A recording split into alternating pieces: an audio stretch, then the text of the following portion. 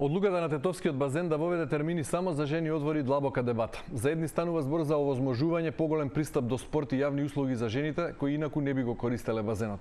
За други тоа е опасен преседан што ги доведува во прашање принципите на еднаквост и секуларност на државата. Каде е границата меѓу почитувањето на различностите и еднаквите правила за сите? Што навистина значи секуларна држава и како таа функционира во едно мултирелигиско и демократско општество? Да си кажеме денеска со професорката Татјана Стојановска Иванова, социолог на религија. Професорке, добре дојавте во студиото на Телма. Добре најдов и поздрав до гледачите на Телма телевизија. Како што кажа во најавата, вие сте социолог на религија од Институтот за социологија при Филозофскиот факултет во Скопје. Последниве години не само кај нас во Македонија, туку и во многу современи демократски општества се почесто се отвораат прашањата, односно на некој начин се судираат принципите на еднакост, правото на различност и секуларниот карактер на државата. Па би сакал да ве прашам на почетокот, дали ова е најголем предизвик за современите демократски општества последниот период? Еден од предизвиците, морам да кажам, и во последните години се одржува кај со години веќе, мислам, почна за религиски диалог и толеранција една дебата, меѓународни конференции, европски, светски конференции и меѓу другото, како едни теми кои што излегува на пиедестал на тие, велам, врвни конференции се и токму принципот на секуларизација, прифаќање на религиски другиот, како што ние социолозите го нарекуваме, колку навистина секуларизацијата е само на хартија и колку се крши во катадневниот живот, колку навистина ние може да зборуваме дека имаме секуларна држава, во кои сегменти може да говориме за секуларизација, да ми објасниме на гледачите за појасно што значи самата секуларизација. Значи тоа значи да, ќе објасниме предложение. Во ред. И она што е посебно интересно во последните години, тоа е процесот на десекуларизација. Десекуларизација на светско ниво, не само на велам на европско на тло, туку и на светско ниво.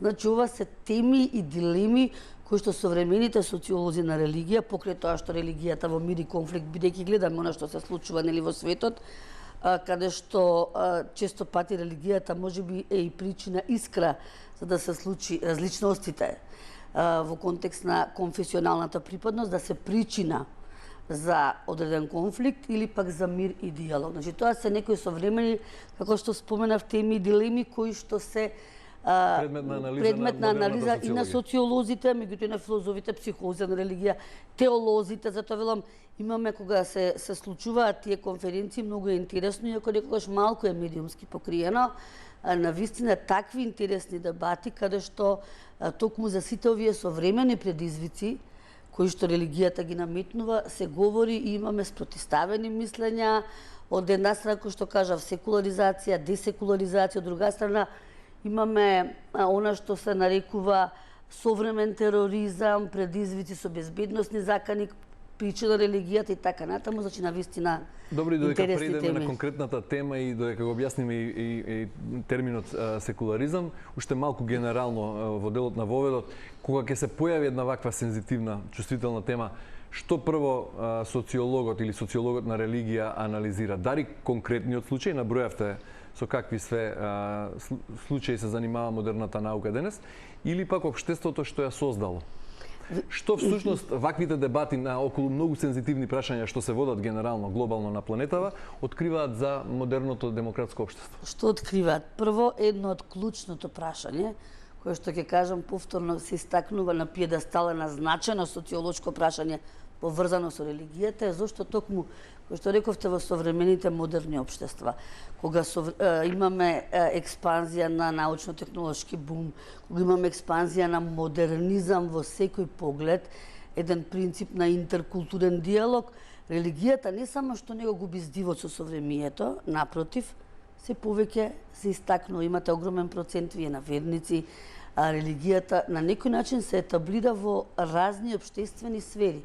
И тоа е едно од клучните прашања. Зошто во 21. век религијата не само што и религиските практики, ритуали, сето на што ни се случува, не се маргинализираат, како што реков, пошто имате експанзија на наука и техника и тоа е нешто што е во дискрепанца со верувањата. Зошто е тоа? И тоа е нешто што нас не интригира и на што токму се става и фокусот.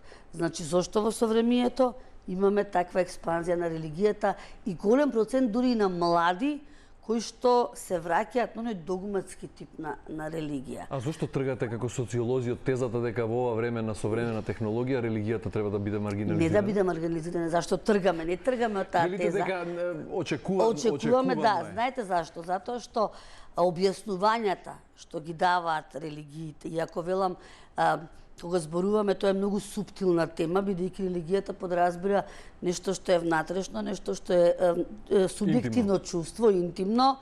И тука е кај социолозите многу тенка границата. Јас викам, ние што ја проучуваме религијата газиме под едно клет. Бидејќи не смееме да дозволиме нашите субјективни верувања, погледи, религиски гледишта, светогледи да влијаат врз објективната перцепција и гледишта за да проучуваме објективно еден од најголемите предизвици социолошки, тоа е религијата.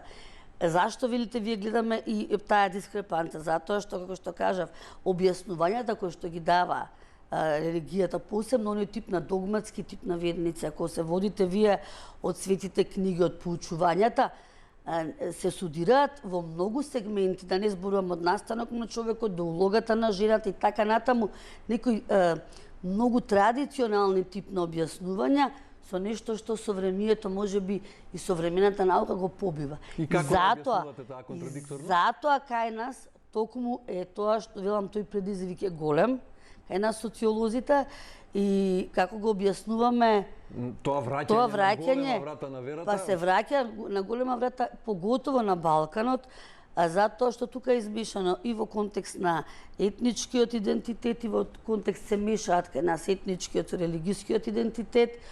Знаете како тоа е една голема тема за која што можеби не една емисија може да дебатираме, ние велам секоја година дебатираме на вакви предизвици. Ова е тренд само на Балканот или генерално? Генерално религијата е, ние да не зборуваме сега на светско ниво и она што со Трамп се случува со неговите погледи кон одредени религиски групи, религиски другиот.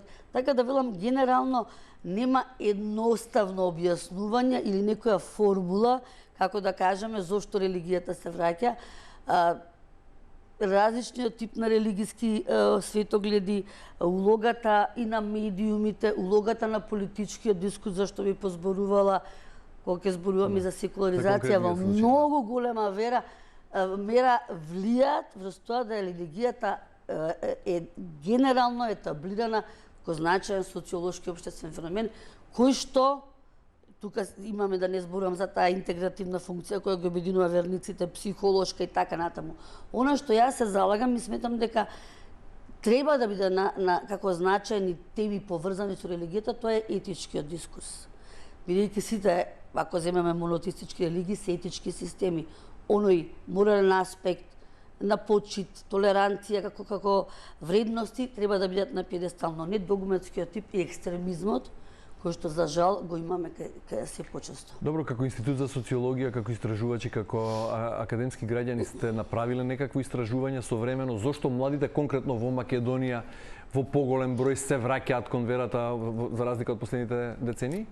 Знаете како, имаме веќе во континуитет се вршат истражувања, морам да го споменам и професорот Матевски Зоран, кој што е еден од 5 социолози, јас би рекла во светот на религија, како социолог на религија, млади колеги кои што се занимаваат и сега правиме едно истражување токму во однос на религиозноста, видот на верници, пошто тоа е многу битно. Дали имате вие верници кои што прифаќаат се што учи нивната религија, колку ја знаат младите, бидејќи тоа со битна социолошка анализа. Да речеме, ви одговараат дека тие често посетуваат религиска организација, дека чествуваат религиски празници, ја знаат формата, ама не ја знаат содржината. Добро, како што рековте самите, ова е предмет и тема за посебна емисија. Генерално на почетокот само ме интересираше што вели тоа истражување, зошто младите се повеќе се вртат повторно кон религијата? Затоа што со една реченица, ако може тоа ви кажав, да, затоа што се вртат кон религијата, затоа што тоа има влијание и самата политика, има влијание целокупниот општествен дискурс, има влијание и самата група на врсници. Знаете како?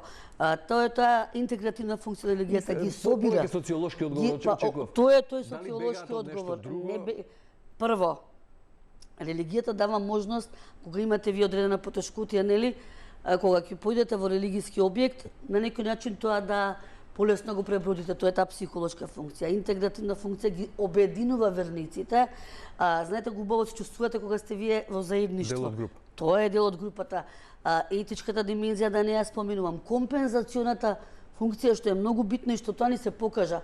Значи, оној тип на традиционални верници веруваат дека ако тука не им се верификува или вреднува сатисфакцијата, ќе добијат во оноземскиот живот. Така да, тоа се тие социолошки објаснувања. Или можеби како резултат на стресот, несигурноста, недовербата во институцијата и во современиот систем. Тоа е таа психолошка функција, да се на некој начин и оправдане можноста, да речеме, да се етаблира или не се пронашол во општеството, и ја наоѓа утехата во соодветната религиска организација. Како што кажа во најавноста, како ретко која тема, случајот со Тетовскиот базен, односно одлуката на Тетовскиот базен да одреди посебни термини за капење за жени, ја поделија на некој начин јавноста.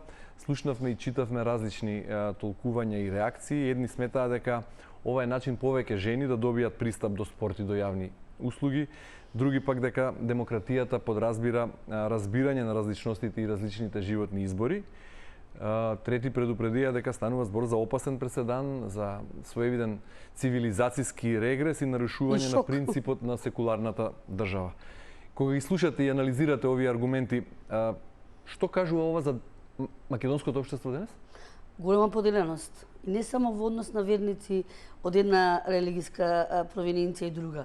Поделеност и во однос на интелектуалците, поделеност и во однос на оние кои што ја проучуваат. Јас денови имав огромни дебати и со мои колеги, затоа што ова се прошири, знаете, како информација, и со колегите од регионот дебатиравме, немате идентичен став. Јас можам да го кажам мојот став како социолог. Меѓутоа, велам, 2-3 дена дебатираме на оваа проблематика и на вистина нема идентичен став, затоа што и кај мене се јавува таа двојба. Од една страна, кој што спомнавме, не кажавме секуларизација, дека е потполно одвојување на религиската институција од државата. Во сите сфери, од образование, до секската дневие, до спорт, до се. Сега, во овој контекст, не треба да се злоупотребува демократијата. Да, демократијата значи можност на секој кој што е различен да ги користи бенефитите и во однос на образование, и во однос на спорт и така натаму. Меѓутоа не значи кршење на устав. Ако ние како држава сме се одредиле дека сме како категорија, нели, секуларна држава, тоа значи дека било која религиска организација, институција во никоја сфера не може да влијае во општеството. Сега, затоа велам, од една страна ова подразбира кршење на секуларизмот, затоа што и дискриминација. Некој ќе рече не е дискриминација, дали не е дискриминација кон другиот пол, кој што не може во тој временски период, нели, да ги користи. Ајде прво за секуларизмот. Не сакам да спорам со вас, туку само да ве прашам. Велите, секуларност, принципот на секуларност подразбира тотално целосно одвојување на државата од верските заедници. И тоа е така во уставот, меѓутоа во практиката секуларноста не значи секогаш целосно отсуство на религијата од јавниот живот. Абсолютно. Ние имаме државни празници што произлегуваат нели од верски традиции, имаме институционални честитки за верските празници, имаме присуство на државни органи, државниот врв на верски обреди. Тоа го споменав јас. Затоа велам, каде е во пракса во едно мултиетничко и мултирелигиско општество како што е македонското, таа граница на секуларизмот според уставот и на секуларноста во пракса? Кај нас, ако зборуваме, како што кажавте, во сите овие се крши секуларноста. Прво, кога имате вие присуство на верски лидери, да речеме на почеток на учебна година. Тука поаѓаме од оној аспект дека религијата, вели, секоја религија си има своја вистина и дека нејзината вистина е единствено исправна и добра вистина. И тоа подразбира дека не ги интегрира, напротив, може да направи дезинтеграција на верниците. Второ, имаме кога, да речеме, вие во рамките на политичките избори имате ставови јавни, не само ставови повици од верски лидери и не само лидери, да речеме, одредени свештени лица кои што повикуваат да се гласа за некоја политичка структура. Зошто тогаш нема такви реакции како во овој случај? Има реакции. Има? Има, само се малкумина. Затоа што кај нас веќе се навикнавме и тоа го сваќаме како нешто нормално. Прво, второ, не доволно се објаснува, нема вакви емисии, кои што ќе се објасни дека се крши. Кога го кршат оние, пазете, тоа е клучното момент, оние кои што ги носат законите. Кога тие ги кршат во смисла на процесот на секуларизација, тогаш што станува за обичниот граѓанин кој што често пати може да биде збунет, кога модел на идентификација, да речеме, му е политички лидер. И ако тој крши принцип на секуларност, ако тој прави некои религиски обреди во рамките на државнотворни институции, тогаш како обичниот граѓанин, велам, таа двојба кај него постои сега, што е правилно, што е добро, дали јас кршам или не. Така да ние, како што споминат, на почетокот кажав јас, да, во светот има процес на десекуларизација. Тоа е едно движење кое што е доста популарно. Меѓутоа, ние како држава сме одредени да бидеме, сме секуларна држава и тој принцип едно е во теоријата, а друго е во праксата колку тој се применува. И јас би кажала, дури да не звучи прегрубо, еден збор како хипокризија. Затоа што ако сакате вие да направите не класичен конфликт, меѓутоа да допрете до граѓаните, најдобро тоа се прави преку религијата, затоа што спомнавме, тоа е нешто субјективно, тоа е нешто интимно, внатрешно чувство, и кога сакате вие допрете ги чувствата на верниците, и тогаш ќе направите или проблем или решение. Мислите дека тука има некаква позадина? Не би рекла јас дека има... Знаете како, повторно ќе речам да не поврзуваме се со политиката, меѓутоа од сите дебати, дискусии што ги водевме, мислам дека има и некоја доближување до некоја добивање на некои мали политички поенти, иако, јас ќе речам повторно, како социолог, од друга страна, она што го спомнавте ви во прашањето, самиот културен амбиент, во смисла прилагодување, процесот на адаптација на различни религиски групи кон културната средина во која што живеат, може би и го оправдува моментот. И затоа тука е таа дискрепанција или двојба во однос дали да се прифати или не, дали дискриминира или не дискриминира. Затоа велам, ајде вака да тргнеме со правото на аргументите на оние кои беа вклучени во дебатата. Едниот многу силен аргумент е дека јавниот простор мора да биде еднаков за сите. Апсолутно. Меѓутоа исто така несоборлив аргумент е дека еднаквоста понекогаш подразбира различни решенија за луѓето со различни потреби. Добро. Сега од социолошки аспект, затоа велам јас, таа граница помеѓу сегрегација или инклузија? Инклузија. Тенка е границата на сегрегација и инклузија. Многу е тенка границата. Сакате, ајде тие припадници на таа религиска група, дали да речеме се одат на одмор, дали го користат своето право да се бањаат во јавен простор. Од јавен простор ви е езерото, и морето, и реката. Од друга страна, оние кои што делам во тие дебати, и јас доста размислував, може би приватни базини кои што би имале такви ограничувања. На овој начин, вие имате дискриминација кон машкиот пол. Зошто да не може тој ден да го користи базенот кој што е за секој граѓанин? Значи, затоа велам, дали е дискрепанца, дали е инклузија на секој или дискриминација, многу е тенка границата и никој нема да може да даде... Но во овој случај вие велите дека станува збор за дискриминација? Јас сметам дека е еден вид на дискриминација, бидејќи не може секој да го користи тоа што е јавно добро, бидејќи базенот е јавно добро за секој граѓанин. Добро, оваа логика на некој начин може да се тестира преку европските примери. Ние гледаме многу поразвиени демократски земји од Македонија, исто така секуларни, кои имаат термини за женско капење само. И тоа трае со години или со децении. И сега... Зошто ги превземаме само некој од нив не се ниту дебатира и тоа право на различни термини, односно одвоени термини, не се објаснува само низ религиска призма, туку се објаснува како исклучиво право на жената за сопствен мир настрана од машките погледи. Дали ќе се враќаме кон минатото, каде што имало одвоени бањи, нели? За жени одвоени амами, каде што се капеле. И денес имате вие, да речеме, во Штип, во една бања Кежовица и во повеќе бањи, каде што имате женска бања и машка бања. И за тоа никој не дебатирал. Ова беше експонирано прашање и во смисла на јавно добро исклучивост, затоа што немате да речеме ист базен каде што ќе се каже сега припадниците само на другиот пол може да се бањаат. Ме сваќате? Затоа што тоа е јавно добро. Базенот е јавно добро каде што сите може да го користат. Не се дебатирало во некои европски земји, во некои се дебатирало.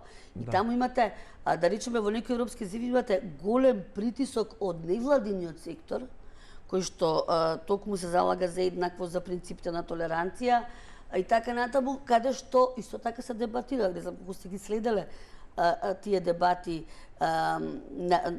преку медиумите. Меѓутоа, кај нас филм се крина затоа што станува збор за прво имаме висок степен на верници, второ имаме станува збор за град каде што имате не само мултиконфесионалност, мултиетничност и тоа припадни мултикултурализам, значи и затоа се крина на пиедестал толку. Добро, само да наведам дел од интересните примери во Европа, веројатно ги знаете. Финска како една од најсекуларните држави во Европа, значи не се враќаме назад во минатото. Сега денес во 2026 година во градот Еспо се организира неделни women only часови во јавен базен и тоа таму не се објаснува преку религија, туку како пристап до чувство и на пристап чувството на припадност.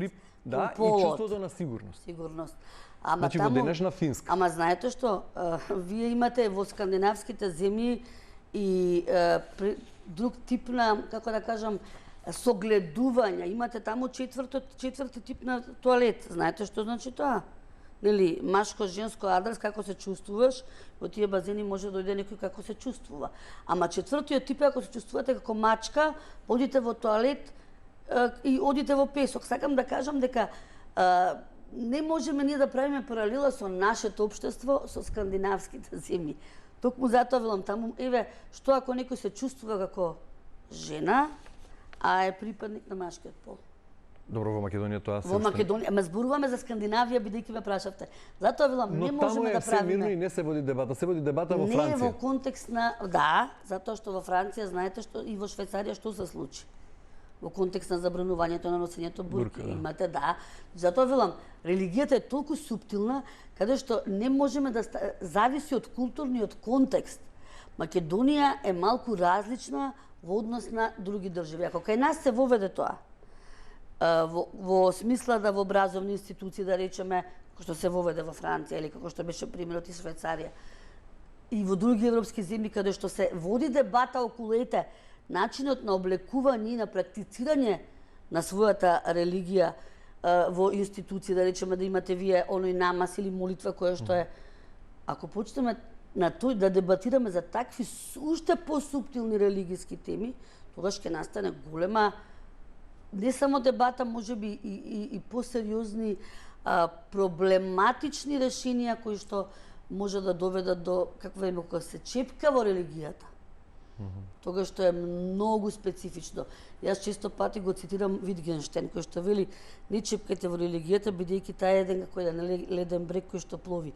Сето она што е реално, рационално и може да е видливо, е тој делот што се гледа. Ама колку имаме ние под ледениот брег? Тука ако чепнеме, тогаш настанува проблем. Ако свртиме од другата страна, ако одредена група на жени во Македонија зборувам, без разлика дали тоа го објаснуваат со религиски причини или со правото на сигурност, безбедност, заштитени од туѓи погледи, не би користела базен без специјален ваков термин само за нив. Дали станува збор за ограничување на нивното право? Тоа може повеќе и правниците, социолошки би рекла, на некој начин да, затоа што нема да има право, меѓутоа може да користи, како што кажавме, во секој град скоро постојат бањи, каде што се изделени. Значи, можност да го оствари своето право да користи јавен простор, јавно добро и да нема проблем. Ние одиме сите на Охридското и на езерата, во Еве, да речеме Стругавие, типичен мултиетнички и мултиконфесионален град. Јас сум стружанка. Вие може да видите таму припадници од сите религиски групи како го користат тоа езеро, се разладуваат, капачи. Значи, дали се тие во својата религиска облека која што соодветствува на религиски погледи или не, че го користат тоа. Имате ли чувство дека оваа одлука на Тетовскиот базен беше прилично транспарентна? Например, јас имам чувство дека немавме доволно сознанија. Дали е претходно направена анкета, која група Нема на жени анкета. го доставила тоа барање, врз основа на колку барања такви е донесена таа одлука? Не, јас... Може би тоа е суштинското прашање. Кој во чие Клучното име? социолошко, да, прво, дали се направени, ве што велите, пилот анализи? Дали е направено јавното мнение да се праша граѓаните и да се види процентот. Ако имате вие процент над 80% од граѓаните дека сметаат дека тоа е дискриминација и не, тогаш вие не можете да носите одлуки. Транспарентноста, она што кажавте исто така, нагло, можеби и ќе се, на некој начин немаше да се крене тој тип на, ајде да кажам, морална паника, ако се разговараше за тоа, ако имаше не само дебата, како што кажавме, се прашаа жителите не само на Титово и на цела Македонија, дали сметате, па се објаснеше тоа убаво.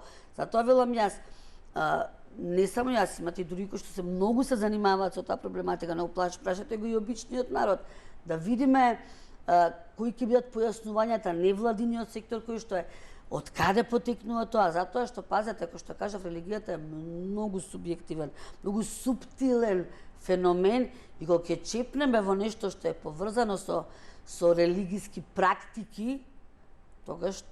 Еве го цитиравте социологот кој вели не чепкајте во религијата бидејќи таа е леден брег. Меѓутоа, еве и во јавноста сега и вие сами споменувате некои прашања за кои во македонското општество се уште не се дебатира. Меѓутоа, сметате ли дека ако се прифатат ова, ако ваквите одлуки на Тетовскиот базен станат пракса, тоа може да биде да отвори понатаму и други прашања. Дали станува збор за реален страф или за нашите општествени несигурности и она... Не е само голема општествена несигурност и не е реален страф. Не е само страф, тука е повеќе дебата во контекст, како што го почнавме, да се во контекст на секуларизација, во контекст на дискриминација, во контекст на враќање на некои традиционални, не само вредности, традиционални начини на практицирање на религијата, каде што имаме потполна одделеност во однос на полот.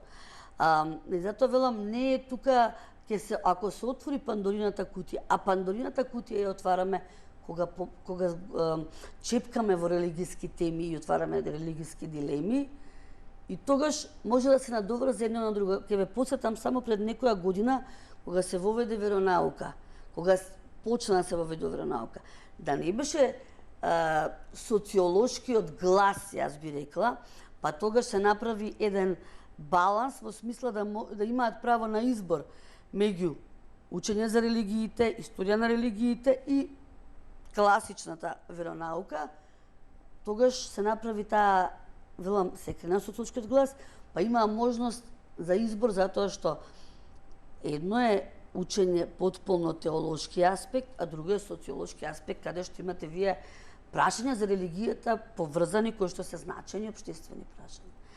Тоа беше пред 10 години кога и затоа велам се крена тој социолошки глас и се успеа да се направи некој баланс. Добро, вие зборувате постојано за религијата во фокусот, меѓутоа македонската демократија е ранлива на повеќе места и на повеќе прашања. И сега ние ако ја земеме демократијата како по дефиниција, како демонстративно, да ни на народот, добро? Односно како право на мнозинството да ги почитува и потребите на малцинствата, според едно толкување, според друго дека демократијата значи дека треба да се користат истите правила без исклучок и тоа да важи за сите. Кој е поблиску до современата европска демократија? Каде е ова наша демократија? Во кој правец? Нашава демократија, ако зборуваме не само за религијата воопшто, се сензитивни прашања. Се злоупотребува по сите сензитивни прашања. Или јас би рекла едно вулгаризирање на демократијата, и често пати знаеме да ја злоупотребиме, се повикувајќи се тоа е демократско право на секој, од образование до јавната сфера, до говорот на омраза, кој што, нели, ќе го сретнете вие не само на медиумите, и да не зборувам на социјалните мрежи, и знаете како, тоа го баш имаше, прочитав една интересна студија, доден мој колега, мислам дека од Хрватска беше, каде што вели колку демократијата е во фокусот на општеството и колку ние демократијата ја претворивме во анархија. И тука има многу право. Затоа што Демократијата може да се дотиде во автократија од аспект на тоа, нели, кога еден се наметнува, но уште е пострашно ако отиде во анархија, а ние сме некаде демократскиот принцип, не поблизу толку, меѓутоа кај нас се што ќе се направи, а што се некој прекршува, најлесно е да вие тоа го објасните, па демократско право е на секој, демократско право е и да ве навреди, демократско право е да осуди нешто, демократско право е и да прекрши нешто, па ќе кажеме, знаете како законите се да се кршат. И во една таква демократија каква што ја опишувате, многу зборувавме за нарушување на принципот на секуларност, за гарантиран со уставот, отколку за принципот на за проблемот со дискриминација. Рековте на почетокот дека се во случајот со Тетовскиот базен имаме сведоци сме на дискриминација по два основа, полова и верска. И верска. Сега, кога зборуваме за дискриминација во една ваква ранлива демократија, како што рековте, дали зборуваме за правен поим, дали зборуваме за морална оценка или пак зборуваме за социолошки поим?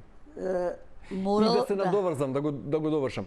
Дали во овој случај конкретно со жените во Тетово, кои сакаат да се капат во специјални термини надвор од другите капачи, дали ги дискриминираме повеќе ако им овозможиме таков термин, останатите капачи, или жените ќе ги дискриминираме ако не им овозможиме? Да, тоа е како се вели игра на зборови. И што е дискриминацијата? Јас и во овој контекст конкретно дали дискриминираме што е мнозинство граѓани или дали дискриминираме малцинство граѓани, дали дискриминираме по основ на религиска, етничка припадност, затоа што, пазете, вие имате и македонци муслимани, кои што се по една етничка припадност македонци, ама се по вероисповест припадници на муслиманската вероисповест. Дали пак сега и тие влегуваат во... Значи, не можеме ние да ставиме знак нееднаквост дека се само дискриминирани припадничките на една религиска определба или на една етничка заедница. Поготово во Македонија, каде што велим имаме мултиконфесионалност, мултиетничност, мултикултурализам во сите овие Затоа велам, кој треба тука да каже, која институција треба да каже дали станува збор за дискриминација? Па се знае тие што носат закони, меѓутоа сметам дека вакви дебати треба да има многу повеќе, да се, она што велам, да се истражи и испита, и на крај, ако мнозинството смета дека дискриминацијата е на припадничките на женскиот пол од една вероисповест, ако мнозинството смета, тогаш нека се направи тоа, меѓутоа да не се прави на суптилен начин, да не се прави задкулисно и да не се прави брзоплето, затоа што таквите одлуки носат не само дебата јавна, може да донесат и друг тип на одредени конфликти кои што може би знаеме како некогаш може да завршат. Јас сум секогаш оптимиста дека и моралната паника, ова го цитирам Томсон, моралната паника која што се крена, токму беше од нетранспарентноста и секогаш она што велиме задкулисното, политичките игри за кои што народот на вистина веќе се плаши на суптилен начин, да кажам, да го каже своето мислење и се плаши од таа политичка позадина на сето ова што се прави во јавниот простор. И затоа и моралниот аспект тука го кажувам. Дали всушност и во Тетово се случува оној судир за кој зборувавте на почетокот на емисијата, што е глобален судир помеѓу либералниот концепт на индивидуални човекови права и тоа е десекуларизација. И мултикултурализмот кој признава групни идентитети. Интеркултурализмот, затоа што ние веќе Европа се залага за интеркултурализам. Тоа е над мултикултурализмот, интеркултурниот диалог. Јас сум сегураш за тој принцип каде што интеркултурниот диалог и тие вредности кои што ги дава интеркултурната комуникација се над се и пред се. И може би да кажеме дека и ние се приближуваме кон тоа совремие, каде што може би треба да дебатираме за тој принцип на десекуларизација кој што го зафаќа модерниот свет, меѓутоа со аргументи и тоа да биде транспарентно. Само на тој начин ние ќе можеме да дадеме одговор на ваквите прашања. Татјана Стојановска Иванова, ви благодарам за учеството во денешното издание да се кажеме. Благодарам и вам. Почитувани, вам ви благодарам за вниманието. Останете на Телма и имајте убав ден.